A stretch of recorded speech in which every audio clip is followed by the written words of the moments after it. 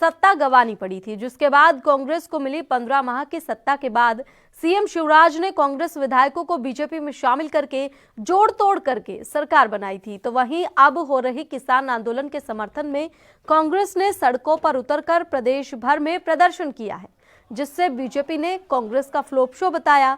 जहां कैबिनेट मंत्री विश्वास सारंग ने कहा कि पूरे देश में कांग्रेस की हकीकत सामने आई है, आंदोलन में एक भी किसान सामने नहीं आया।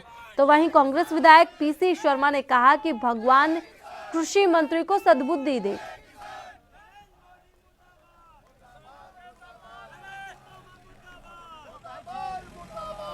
देखिए, पूरे देश में कांग्रेस की बैंकरप्सी सामने आई है। मध्य प्रदेश में कांग्रेस के नेता छाती ठोक ठोक कर चक्का जाम में किसानों के समर्थन की बात कर रहे थे, पर कल का जो प्रदर्शन हुआ है वो निश्चित रूप से कांग्रेस का एक फ्लॉप शो रहा। और क्यों ना हो, वो कांग्रेस जो लगातार सत्ता में रहते हुए किसानों पर अत्याचार करती रही, वो कांग्रेस जिन्होंने 15 महीने मध्य प्रदेश में राज किया किसानों के कर्जा माफ़ी के वादे के साथ, और एक भी किसान का 2 लाख का कर्जा माफ़ नहीं किया, उस कांग्रेस के साथ कौन किसान खड़ा होगा।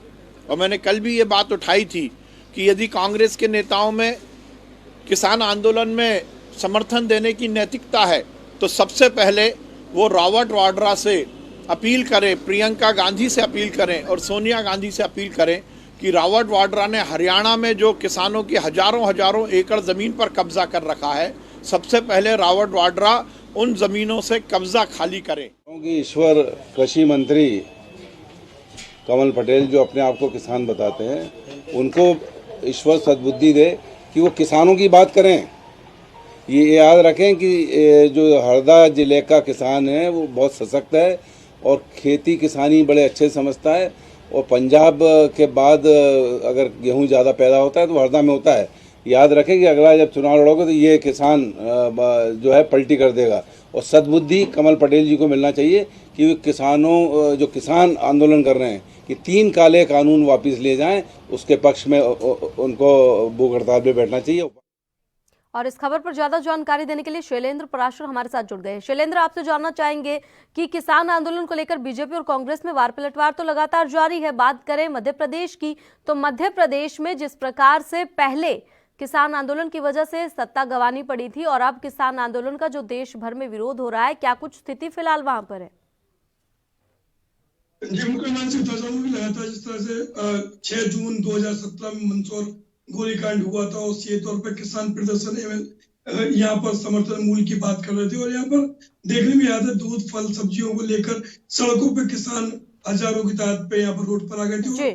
6 किसानों को इसमें सीधे गोली पड़ने पर पुलिस यहाँ पर उनकी मौत भी हो गई थी। तो यहाँ शहादत के बाद पुलिस और सीआरपी को भली क्लीन चिट मिल गई और सत्ता भी बीजेपी को गंवानी पड़ी थी। कांग्रेस की सत्ता आई थी, फिर से वही आंदोलन में। अगर हम प्रदेश की हम बात करें तो बीजेपी द्वारा जिस तरह से कांग्रेस का समर्थन किसानों को मिल रहा है और full of show Congress BJP बता रही है कांग्रेस का फुल ऑफ शो रहा है। और दूसरी ओर जमीनी स्तर पे अगर किसानों की प्रदेश भर में निकलने की हम बात करें तो निश्चित ही मंदसौर गोलीकांड एक बेपर्दा एक कांड था, जिसको देखते हुए वर्तमान में एक दहशत का एक माहौल भी था। लेकिन आज किसान सड़कों पे नहीं उतरा, किसान समर्थन में नहीं आया। निश्चित ही कई संगठन अब यहाँ पर सड़कों पर उतरने की तैयारी कर रहे हैं, लेकिन पुलिस के पुख्ता इंतजाम, सुरक्षा व्यवस्था और सख्ती ये निश्चित ही किसानों को बेपर्दा करने वाली है। लेकिन वर्तमान सरकार बीजेपी सरकार की हम बात करें तो लगातार केंद्र के जो कृषि कानून है उसका समर्थन करते हुए